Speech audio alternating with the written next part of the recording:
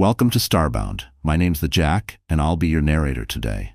Nearly 500 supporters already get early access to our stories, including brand new episodes of Sunspire Academy, which I happen to narrate, and Freyan and Remiki. If you'd like to unlock early access and support new episodes and future series, tap join below to become a Starbound member.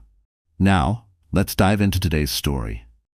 The classroom clock ticked with maddening slowness, every second stretching like taffy as Miles Harker stared from the back row, his leg bouncing under the desk in a nervous tick.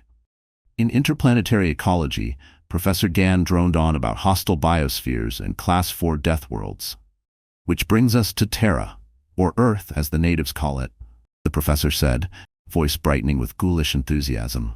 Perhaps the most infamous death world in the known galaxy. Miles slouched in his seat as a hologram of Earth spun above the podium, swirling clouds, vast oceans, and landmasses glowing with tectonic activity. Note the extreme weather patterns, Gann continued, magnifying a hurricane over North America. Windstorms that flatten entire settlements, and that's not even addressing the geological instability. The display morphed into a volcanic eruption, magma spewing skyward.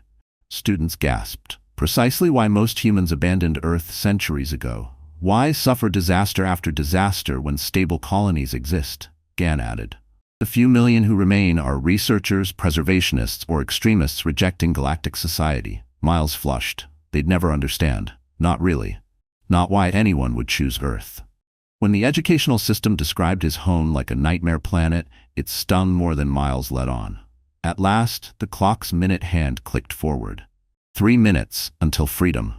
Beside him, Talanua leaned over, her azure skin catching the classroom light. Nearly 7 feet tall, with silver hair tendrils that swayed with her movements, the Aldebaran girl whispered, "Bad student lounge tonight. Everyone's celebrating the end of the semester. Are you coming, Haga?" Miles gave a practiced smile. "Ah, sorry. Family stuff. Maybe next time." The lie rolled off his tongue. Months of repetition had made it smooth. Same excuse, same gentle rejection. The dismissal bell rang, a 3-note chime, and Miles was on his feet before the last note faded, shoving his tablet into his bag. "Seriously, Miles?" Tella kept pace effortlessly, her stride twice his length. "You never come to anything. One night won't kill you." "I really can't," he mumbled, slipping around a cluster of classmates. "My dad needs me at home." Her face fell. "Fine. See you next week, I guess." Miles hated lying to her. Hated the isolation, but the alternative, revealing the truth, seemed worse. He ducked into a side corridor before the main crowd flooded the halls. The lesser-known maintenance routes of Proximus Antari Academy had become his haven, memorized within his first week. Left at the hydroponics tanks, right past recycling, down the ramp to sub-level 3, his heart pounded faster with every step as he neared the... "He's from..." She paused, lowering her voice. "It's Earth, isn't it?" The others exchanged uneasy glances. Even whispering the planet's name carried a kind of taboo, the kind reserved for myths or curses. Still, Talanua couldn't shake the feeling that there was more to Miles's constant avoidance than homesickness or shame. Meanwhile, Miles stepped through the portal, his form dematerializing in a shimmer of light. On the other side, the clean metallic walls of the academy gave way to the raw wilderness of Earth, a dense forest brushing against twilight, wild and alive in a way no colony ever was. His boots crunched over fallen pine needles as the portal shut behind him. Miles exhaled slowly. The air here smelled like sap and soil, and his tension eased like a weight had been peeled off his chest. A narrow path wound through the trees toward the hidden treehouse fort he and his father had once built, a place that now served as his base, his refuge, and the one place he could be himself. Back on the station, Talanua stared at the spot where he'd vanished. "Tomorrow," she said softly, "I'm following him all the way." None of her friends objected. Curiosity had spread like a virus, and whatever Miles was hiding, it was worth discovering. "He lives or about his family," Arzi said, his tone wary. "So?" Talanua countered. "I want to know." She squared her shoulders, determination in her posture. "Are you coming or not?" Dune grinned, the soft bioluminescent lights along his arms flickering brighter. "Obviously." Aside. "This seems invasive." "Consider it a scientific investigation," Tella replied, already striding ahead. "Just a quick peek, then we leave. He'll never know." They shadowed Miles down the quiet maintenance corridors, staying far enough behind not to be seen. When he disappeared into the closet, they waited in silence. "It's just a supply room," Pella whispered, peering at the door. RZ scanned it quickly, then blinked in surprise. "Nope, there's an energy signature. Definitely teleportation tech. He's got a private portal in there." Dune stared. "That's illegal. Only staff and medics get those." Bree leaned toward the panel. "His signal's still cached in the buffer. I can bounce it, but only for 30 seconds. Tella hesitated. This was further than she'd planned to go. But curiosity had gnawed at her all term, and she couldn't back out now. "Do it," she said. The door slid open, revealing the glowing portal on the closet's back wall. "Hurry," RZ warned, seeing the energy field flicker. Without another word, Tella darted in, followed closely by Dune, then Pella, and finally RZ, muttering a string of portal equations as they all vanished into the unstable light. The familiar scent of salt air and pine welcomed Miles as he reformed in the attic of his family's home, dust motes floating lazily through sunbeams cast by the octagonal window. He dropped his school bag onto the old trunk beneath the eaves, then crossed the room to push open the window and let in the crisp breeze. Below, the quiet coastal town of Haven Point stretched toward the sea. Weathered clapboard homes, the small marina with its bobbing fishing boats, the lighthouse standing sentinel on the rocky point. Beyond it all, the Atlantic Ocean churned, vast and wild, a stark contrast to the artificial calm of academy life. Miles breathed deeply, letting the week's tension melt away. Here, he wasn't the Death World outlier. Here, he was just Miles. "Miles, that you?" His father's booming voice called from below. "Yeah. Dad, be right down," he replied, eyes still on the horizon where distant thunderclouds gathered, ominous to some, but to him, thrilling. He turned toward the stairs just as a crack of non-storm thunder split the air, attic lights flickering wildly. The portal, supposed to seal behind him, sputtered with dangerous energy. He froze, horror tightening his chest as 4 figures spilled through in a heap. Tella's wide violet eyes locked on his in alarm. Dune's bioluminescent skin rippled with warning. Pella scrambled upright with wounded dignity while RZ stared at the sparking frame. "Oh no," the small Proxian muttered, scanning frantically. "The energy pulses destabilized the quantum core. The portal's compromised." As if on cue, the portal flickered one last time, let out a sharp electrical snap, and went dark with a final pop that made them all flinch. For a moment, no one spoke. The attic filled with heavy silence, broken only by the distant cries of seagulls drifting through the open window. "Miles," Tella asked quietly, her usual confidence replaced by uncertainty, "where are we?" Before he could respond, heavy footsteps pounded up the stairs. "Miles, what was that noise? Sounded like the transformer blew again," called his father's voice, just before Dr. Terry Harker burst into the attic. His salt and pepper hair was wilder than ever, glasses askew on his nose, and he stopped short at the sight of 4 alien teenagers standing awkwardly in his attic. "Oh," he said, blinking behind his lenses. Then, to everyone's surprise, a broad grin spread across his face. "Well, hello there! Miles, you didn't tell me you were bringing friends home." "Earth?" RZ whispered in shock, clutching his scanner like a lifeline, green-tinged fingers trembling. "We're on Earth, but where on Earth?" They had moved into the kitchen, a warm, cluttered room crammed with mismatched chairs, humming aquariums, stacks of papers, and scattered lab equipment. Through the wide windows, the view of Haven Point stretched out below, darkening beneath the incoming storm. "The infamous Death World itself," Dr. Harker said cheerfully, setting down a tray of lemonade with mismatched cups. "Though we locals just call it home. Drink up, fresh squeezed this morning." The 4 alien students exchanged uneasy glances, eyes wide. "But it's dangerous," Dune managed, his voice full of disbelief. "The weather, the tectonics, the wildlife." "Wildly exaggerated," Dr. Harker cut in, waving a hand. "Though I suppose the rumors do keep tourists away, which suits us just fine." Miles sat at the table, staring down at his lemonade, his stomach tight. His secret, carefully guarded for so long, was out. "The portal," he said finally, looking up at his father. "Can you fix it?"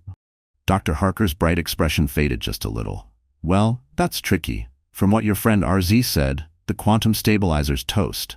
I'll have to fabricate a new one."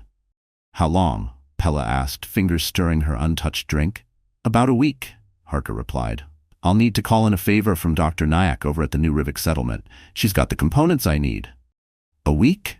Tella repeated, her voice rising with anxiety. We will be stuck on Earth for a week? Tella repeated, her voice tight. I'm afraid so, Dr. Harker confirmed, not sounding remotely apologetic. But look on the bright side. You're getting a field trip most Academy students only read about. Real, unfiltered Earth. He clapped his hands with enthusiasm. Miles can show you around. We've got plenty of spare rooms. It'll be fun. Dad, Miles groaned, dragging a hand down his face, but Dr. Harker was already heading for his cluttered desk to call Dr. Nyack. Miles, show your friends where they'll be staying, he added over his shoulder. With a long sigh, Miles met Tella's gaze, her face unreadable, the patterns on her azure skin subtly shifting. Sorry about this, he muttered. Come on, I'll show you the rooms. The Victorian house creaked and groaned as they climbed the narrow stairs, a maze of peculiar sights for anyone used to the sleek, sterile academy. Uneven floorboards, walls plastered with framed photos and scientific charts, and every flat surface covered in strange gadgets or books made from actual paper. This structure is composed of organic matter, RZ said, scanning the wooden banister. Harvested plant tissue? It's called a wooden house, Miles replied dryly. And it survives your climate events? Pella asked doubtfully. It's been standing over 200 years, Miles said, leading them down a hallway lined with old wooden doors. Miles gestured around. This place is ancient, even before humans cracked interstellar travel. He showed them their rooms, simple, with sloped ceilings, antique furniture, and windows looking out over the sea or the quiet town. Dune stared in awe at the patchwork quilt on his bed, marveling, "It's so irregular," while Pella eyed the porcelain wash basin like it might bite her. Tella's room was last, directly across from Miles's own. He opened the door to let in the golden light of late afternoon. The western window framed the ocean, where the storm clouds now burned purple in the setting sun. You can see the whole bay from here, Miles said as Tella stepped carefully to the window. On clear nights, the stars are unreal. She pressed her fingers gently to the glass. It's so wild. Miles gave a faint smile. Wild's kind of our thing. She turned, narrowing her violet eyes at him. Why did you hide it, being from here? Miles leaned on the doorframe, gaze dropping. You heard Professor Gann. Extremists, primitive, dangerous. That's how they see Earth. It's just easier if people think I'm from a colony. So you're ashamed, she said softly. Wouldn't you be, Miles replied, if everyone thought your home was a chaotic death trap for lunatics?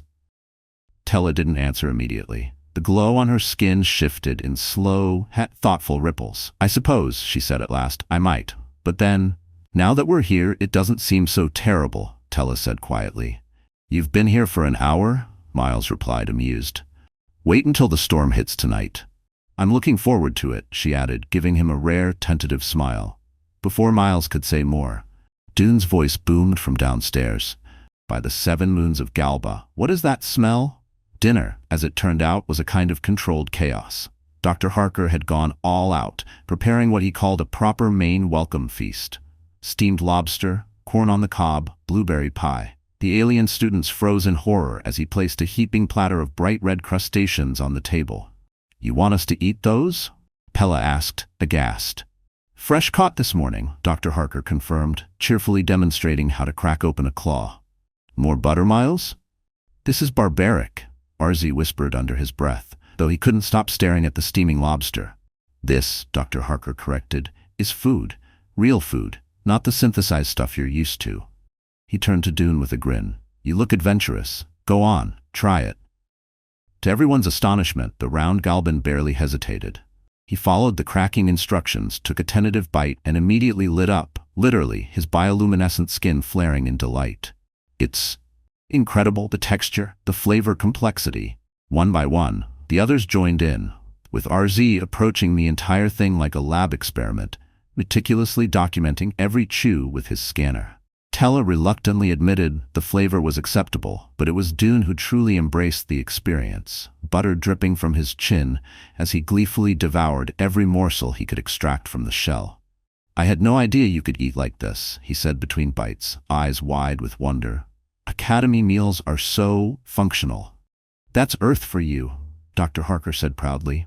We still believe in pleasure. As the meal continued, the conversation drifted toward Earth's infamous reputation in the wider galaxy. Our textbooks say Earth was abandoned because it was too dangerous to inhabit compared to terraformed worlds, Tella said, nibbling on a cob of corn. Dr. Harker gave a loud snort. Terraformed planets are sterile, predictable, safe, yes, but lacking the raw, dynamic chaos that shaped humanity. Earth is wild, unruly, but that's what makes it worth staying for. Is that why you remained? RZ asked quietly. When most humans left. Miles stiffened, but his father answered with a slow nod. Partly. My wife, Miles's mother, was a marine conservationist. She believed leaving Earth was abandoning our responsibility to the planet that birthed us. She spent her life defending the oceans, restoring what we'd nearly destroyed. After she passed, I couldn't walk away from that mission. It felt like the only right thing left to do. A hush settled over the table as Miles stared down at his plate, carefully avoiding the sympathetic looks now drifting his way. The silence was finally broken by a distant roll of thunder. Storm's getting closer, Dr. Harker said, his usual cheerfulness returning. Might be a good one. Anyone interested in storm watching from the porch after dinner? Later, long after the storm had rolled through and the air smelled fresh and rain-washed, Miles found himself wide awake. He climbed out his window onto the familiar patch of roof just outside his bedroom, a childhood refuge. The sky had cleared completely. Stars scattered overhead in brilliant clarity, far brighter than they ever appeared from the Academy's filtered observation domes. The Milky Way arched above like spilled sugar across velvet. A faint scraping noise drew his attention as Tella emerged through his window, climbing awkwardly onto the roof, her tall frame not built for tight spaces. Careful, Miles warned softly. The shingles get slick after rain. I couldn't sleep, she admitted, settling beside him. Too many new sensations, the sound of your ocean, the way your house smells, the gravity being just a bit heavier. Even the stars look different. They are different, Miles said. This is how they're meant to be seen, unfiltered, unadjusted. They sat together in silence, the surf whispering below. I used to read about death worlds, Tella murmured, voice barely above the wind, in bad literature. Mostly from old human books. They made it sound so alive. Miles looked over, surprised. You read banned Earth literature? She nodded, the patterns on her skin darkening slightly with embarrassment. I've always been fascinated by your planet. The Academy makes Earth sound terrifying in the curriculum, but the stories, they made it seem worth the danger. Yeah, Miles said softly. That's what my mom always believed. Earth demands respect, not fear. He smiled faintly, remembering. She used to take me tide pooling when I was a kid, pointing out how even the tiniest ecosystems are full of complexity, all connected. Tella gestured toward his window, where a photo on the desk was just visible. A woman with kind eyes and Miles the same hazel ones, holding a laughing child on a sunlit beach. Is that her? She asked. Miles nodded. She died during a research dive 5 years ago. There was a sudden underwater landslide. Tella's voice dropped.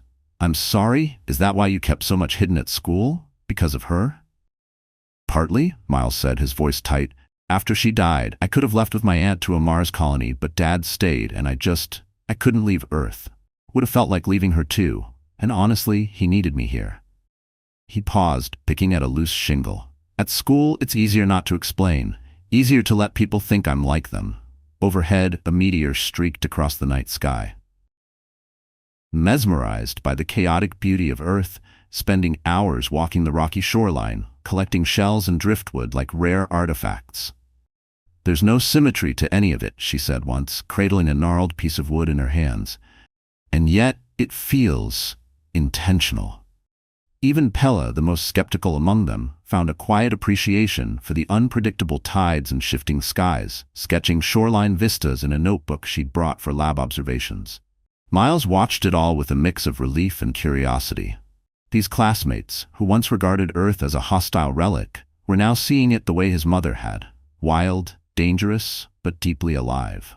He'd expected panic, resistance, even scorn. Instead, they embraced it in their own ways, drawn to the unpredictability that made Earth feel like home. Nights were often spent on the porch watching lightning arc across distant clouds, or stargazing from the roof, swapping myths from their various worlds. The line between secret and shared life blurred a little more each day. One evening, as a cool wind stirred the pines and waves whispered below, Tella looked over and said, "I think I understand now why you stayed." Miles didn't answer right away, just smiled faintly and looked up at the sky, where the stars burned clear and unfiltered, sipping from his chipped mug as the wind howled around them. "She'll creak and groan, sure, but that's just her singing." The others huddled together, eyes wide as the sky flashed white and the waves below exploded against the rocky shore. Miles sat beside Tella, their shoulders touching, both wrapped in the same blanket. The storm's power thrilled her. Her violet eyes reflected every flicker of lightning as she leaned forward, mesmerized. "This is what I read about," she whispered. "This is what they said made Earth dangerous. This raw, untamed energy." Miles nodded, watching her instead of the storm. "And still," she continued, "you call this home." He gave a half smile. "I guess it gets in your blood." A particularly loud thunderclap made Pella flinch, and even Dune momentarily stopped narrating wind velocities in awe. But none of them left. They stayed, transfixed by the primal symphony of wind, water, and light. And in that moment, the line between alien and native blurred, drawn together not by understanding, but by shared experience. As the storm raged on, Earth was no longer a death world to them. It was alive, fierce, and strangely welcoming. Him sipping from his mug. "There's just something about nature unleashed that reminds you how small you really are." "It is magnificent," Tella breathed, her gaze fixed on the jagged fingers of lightning that danced across the horizon. Miles, however, found himself watching her instead, captivated by the way the storm's light flickered in her violet eyes. When she gave a small shiver, he silently lifted a corner of his blanket. She accepted, and soon they were sitting side by side, their shoulders touching as wind howled and thunder cracked above. "I think I understand now," she whispered, barely audible over the storm's fury. "Understand what?" Miles asked, voice low. "Why you love it. Why those who left Earth might have lost something they didn't even realize was essential." Miles felt warmth swell in his chest, deeper than comfort, more than pride. Beneath the blanket, Tella's hand slipped into his. Her 4 fingers entwined with his 5, fitting in a way that felt like it had always been meant to happen. They didn't speak of it, didn't look at each other, but neither let go.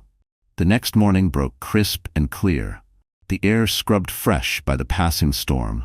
Dr. Harker was already bustling with energy, announcing they'd be taking his research vessel out. "Need to collect some post-storm samples anyway," he said as he packed gear onto the boat. "Might as well make it a field trip." The Marian's Dream, named after Miles's mother, was a sturdy 30-foot research boat. As it pulled from the dock, Miles's classmates clung nervously to the rail. "Relax," he told them with a grin. "Dad's been doing this longer than I've been alive." Soon, they were in open water, and Miles moved easily beside his father, helping with equipment like someone who belonged.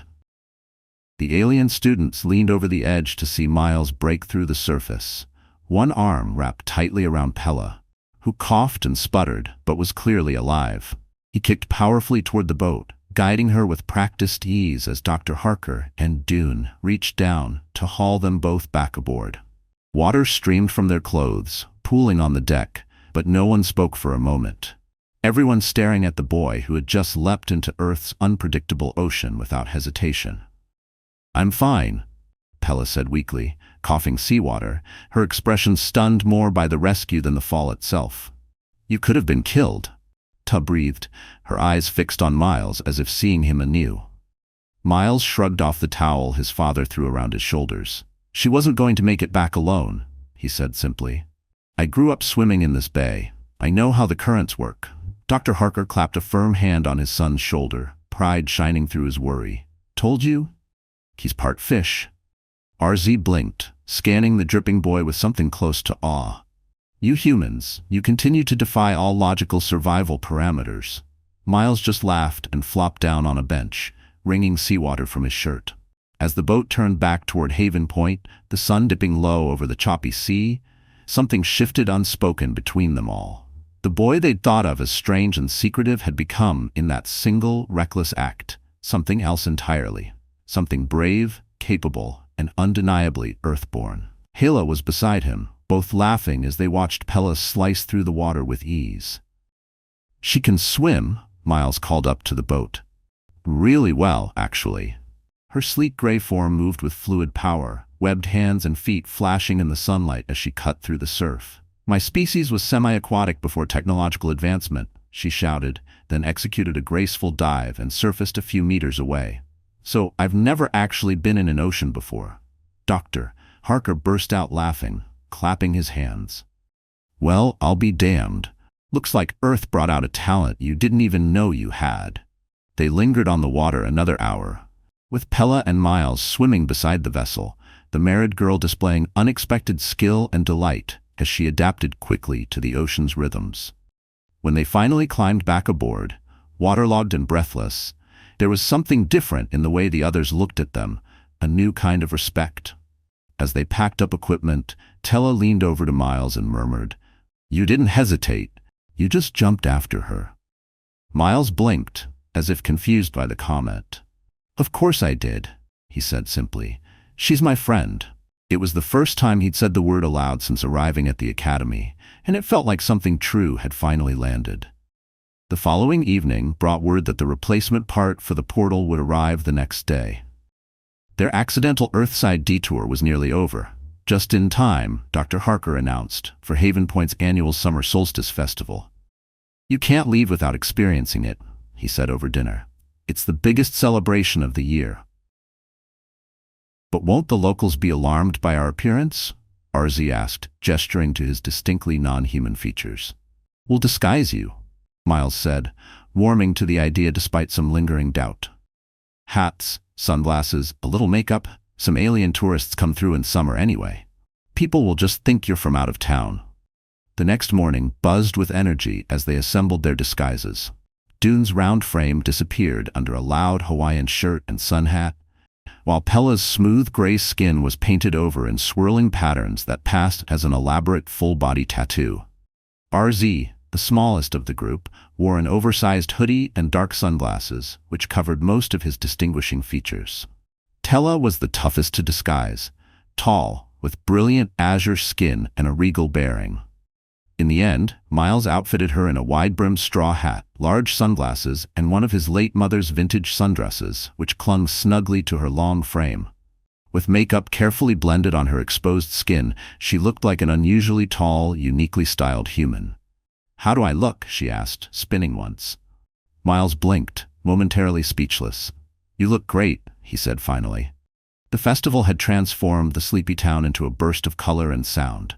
Booths lined the street with food, crafts, and local goods. Music floated from a bandstand in the square, and children darted through the crowd with sparklers in hand. For Miles, who usually worked so hard to stay invisible, it was strange to be in the middle of it all. Guiding his alien friends through the lively crowd, Miles noticed they drew a few curious stares, particularly Tella, whose tall frame and striking presence couldn't be hidden. But no one questioned their place among the revelers. RZ scanned everything around him with a device disguised as a standard tablet, methodically logging sights, sounds, and food ingredients. Dune enthusiastically sampled every edible item within reach, declaring fried dough with powdered sugar the pinnacle of galactic cuisine. Pella struck up a surprisingly in-depth conversation with a local fisherman about tidal flows, her grasp of fluid dynamics clearly impressing the grizzled man. And Tella moved through the festival like she was absorbing it all directly into her being, wide-eyed and smiling, marveling at every new texture and tone. When the band launched into a traditional folk tune, Miles grabbed her hand and pulled her into the ring of dancers. "I don't know the steps," she laughed as he guided her arms into place. "Neither does half the crowd," Miles grinned. "Just follow me." They whirled among the other dancers, Tella's laughter rising above the music, free and joyful. In that moment, Miles felt his years of shame about Earth dissolve. His heritage, his home, all of it felt right. As night fell, bonfires flared to life along the beach, drawing clusters of teens to the farthest flames where adults seldom wandered. Miles and his friends joined the group, roasting marshmallows and blending in. A sun-bleached girl eyed them curiously. "You guys aren't from around here." "Just visiting," Miles said smoothly. "I'm showing my friends where I grew up." She nodded. Cool. You picked the best weekend. Nothing beats the festival. As his classmates chatted easily with the locals, Miles noticed Tella slipping away down the beach. After a moment, he followed. She had taken off her sandals, letting the cool sand slide between her toes as she strolled slowly along the shoreline, the moon casting the ocean in shades of molten silver. "I wanted to see it one more time," she said quietly when Miles caught up to her, "before we have to leave tomorrow." They walked side by side in silence for a while, the noise of the festival fading behind them into the night. Then Miles spoke, his voice low. "I used to think I was cursed, stuck on Earth while everyone else got to live on perfect, safe worlds. After my mom died, I thought my dad was selfish for keeping me here." "And now?" Tella asked, her voice just above a whisper. He stopped walking and turned to face her, the moonlight catching in his eyes. "Now I think maybe we're the lucky ones. We get to be part of something real, unpredictable, alive." He hesitated, then added, "I'm sorry I kept it a secret. I was just afraid of being the weird Earth kid." Tella looked at him, her skin shimmering with moonlit ripples that mirrored the tide. "I understand why you did," she said, "but I'm glad we found out. I'm glad we got to see Earth the way you see it." Miles didn't know which of them moved first, only that they were suddenly drawn together, inevitable as gravity. Her lips were cool, softer than he'd expected, tasting faintly of salt and roasted marshmallows. His hand found the curve of her back. Her arms slipped around his shoulders. When they finally pulled apart, her skin glowed with unfamiliar shifting patterns. I've had feelings for you all semester," she admitted. She looked at him, her violet eyes wide and luminous in the moonlight. "I've liked you for a while," she admitted softly, "but you were always so distant, always keeping a part of yourself hidden." Miles exhaled, guilt tightening his chest. "I'm sorry. I was scared," he said, voice low. "Scared that if people knew I was from Earth, they'd just see the Death World kid. It was stupid, I know." "It wasn't stupid," she said, reaching up to touch his cheek, her fingers cool and light. "Seeing where you're from, it helped me understand you, and it made me like you even more." A distant shout broke the moment, yanking their attention back to the direction of the bonfires. Miles turned as voices rose in alarm, and he was already running, Tella keeping pace beside him. When they got there, a circle of stunned local teens had formed, all staring at RZ. His hood had fallen back, revealing his unmistakably alien features in the firelight. "What the hell are you?" one boy demanded, stumbling backward. "Told you they looked weird," someone muttered nearby. Dune and Pella flanked RZ protectively, their own disguises ruined in the chaos. Only Tella, still holding tightly to Miles's hand, hadn't been recognized. Thinking fast, Miles stepped forward into the circle, voice steady. "They're exchange students, from very far away," he said. The girl with the sun-bleached hair looked between them, her expression curious more than afraid. "They're not human, are they?" she asked, and before Miles could find the right words, another voice interrupted. "Excuse me." A firm voice cut through the growing crowd, and everyone turned as a woman in her 50s with steel-gray hair pushed forward. Sheriff Erie Porter, clad in her uniform and familiar no-nonsense presence, paused as her gaze fell on the unmistakably alien features in front of her. "Oh, sweet baby Jesus," she muttered. "Sheriff Porter," Miles said quickly, recognizing her from his childhood. "I can explain." "Miles Harker?" she interrupted, squinting at him. "Terry's boy. Figures." She scanned the group with surprising calm, taking in the situation. "I think y'all better come with me." When they arrived at the sheriff's office, Dr. Harker was already deep in conversation with her. He looked up, face full of sheepish apology. "Ah, there you are. Bit of a situation, I'm afraid." "That's putting it mildly," Porter muttered. "You've got unregistered aliens in my town during the biggest tourist weekend of the year."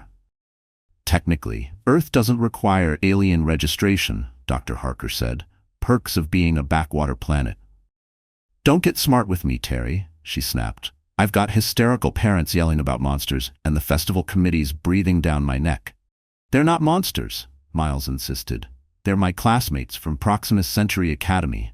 Porter raised her eyebrows. "You've been going there?" "For 2 years," Miles admitted. "Dad made a portal. It was supposed to stay secret." "Well, that ship sailed," she sighed. "I've already contacted the Earth Planetary Authority. They're sending a team to assess the situation." Dr. Harker winced. How long do we have? They'll be here by morning, she said grimly, turning her gaze to the alien teens. Sheriff Porter's expression softened slightly, something close to sympathy flickering across her features. I'm sorry, kids, but this is way above my pay grade. Unauthorized alien presence, especially with minors involved, requires official documentation. Miles felt a sick drop in his stomach. EPA bureaucracy could take weeks or even months. His friends might miss the start of the next semester, maybe even be expelled from the academy entirely. The replacement part came an hour ago, Dr. Harker whispered to Miles. I've installed it. The portal's working. Miles nodded grimly. There was only one option now. We need to get them home tonight, before EPA shows up. Sheriff Porter studied the group for a long moment, then turned to her desk and began shuffling paperwork with pointed slowness. I need to process all this. Could take me an hour, give or take. I'd appreciate it if you waited at the house until I come to collect your official statements. Her eyes locked meaningfully with Dr. Harker's. 1 hour. Understood, Helen. Thank you, he said. As they raced back to the house, Miles quickly explained. So, we're being deported? RZ asked, panicked. More like smuggled out before they lock you in quarantine, Miles said. Dad's got the portal working. You need to leave tonight. What about you? Tella asked quietly, her fingers lacing with his as they ran. I'll stay. Someone's got to deal with the EPA. It'll blow over. They can't really punish us for this. Not seriously. At home, Dr. Harker was already firing up the portal in the attic. 15 minutes, he told the others. Grab your things. The portal coordinates are locked for the Academy's maintenance closet, Dr. Harker confirmed. As the others scattered to grab their things, Miles felt a growing hollowness inside him. The week that had started as his worst fear had somehow become something he never wanted to end.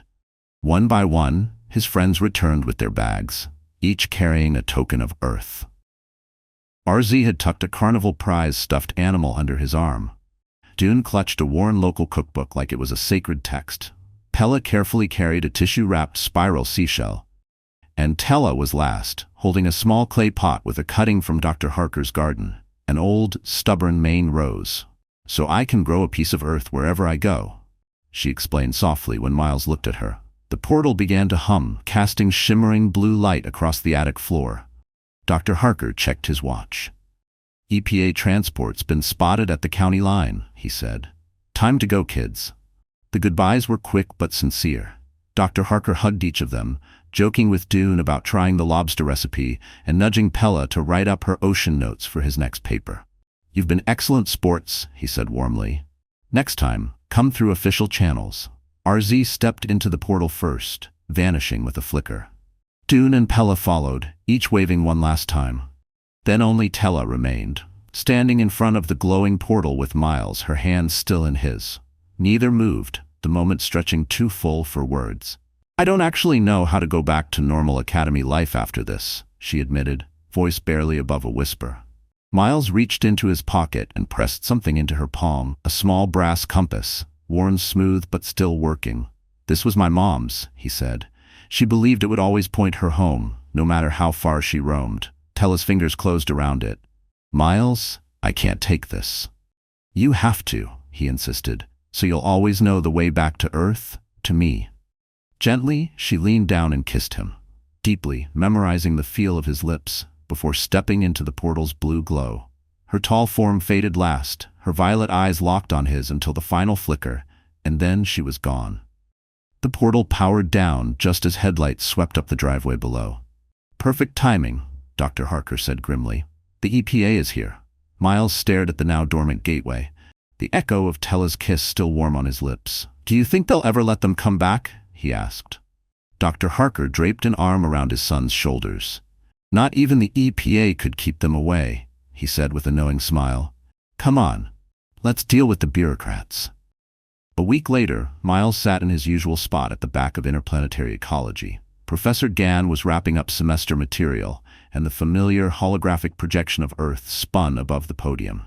Remains classified as a Class 4 death world, the professor intoned, due to extreme weather patterns, tectonic instability, and aggressive indigenous fauna, although recent research suggests some assessments may have been exaggerated. Tank, snoozing beneath the desk, twitched in his sleep as if to say, "Welcome back." Miles looked up in surprise. This was new. The classroom door slid open and 4 familiar figures stepped in, handing the professor late passes before quietly taking their seats. Tella slipped into the chair beside him, her eyes meeting his instantly. Around her neck, just barely visible beneath her uniform collar, hung a small brass compass on a chain. "Did I miss anything important?" she whispered. "Just the usual earth-bashing," Miles replied with a small grin. "Everything okay? Why are you all late?"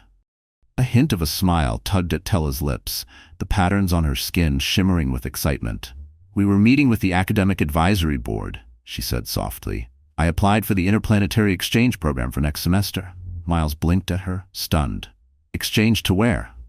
"Earth, of course," she said, her smile widening. "They approved a pilot program to let Academy students study Earth's ecosystems firsthand. Your father's been named an official program host."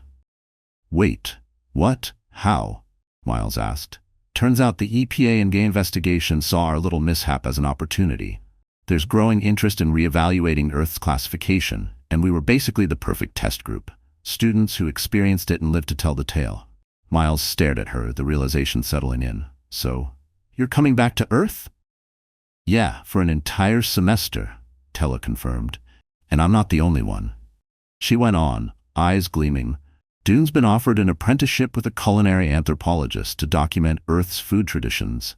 Pella's joining a marine biology research team, and even RZ is coming to study Earth's primitive but fascinating engineering methods."